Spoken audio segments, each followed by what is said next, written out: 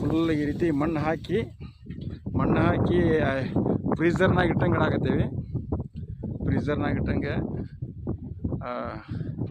ಅಕಸ್ಮಾತ್ ಯಾರಿಗಾರ ಬೀಜ ನಿಮಗೆ ಬೇಕಂದ್ರೆ ಶುಂಠಿ ರಗೋಡಿ ಜಾತಿ ಇಂಥ ಶುಂಠಿ ಅಂದ್ರೆ ಅದು ಎಕರೆಗೆ ಒಂದು 500 ಚೀಲ ಬರ್ಬೋದು. ಇದು 500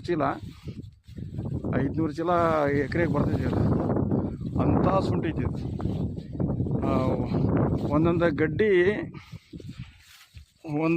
ನಿಮಗೆ ಒಂದೊಂದು ಗಡ್ಡಿ ನೋಡಿದ್ರೆ ಶಾಕ್ ಆಗ್ತೀರಿ ನೀವು.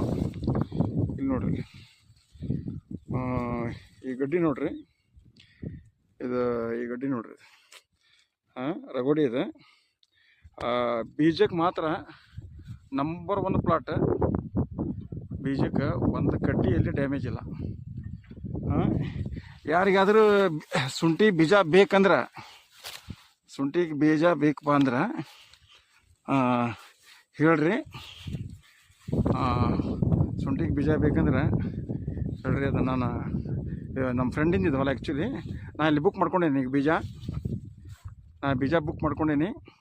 ನಿಮಗೆಲ್ಲ ಯಾರಿಗಾದ್ರೆ ಬೇಕಂದ್ರೆ ನನಗೆ ಕಾಂಟ್ಯಾಕ್ಟ್ ಮಾಡಿರಿ.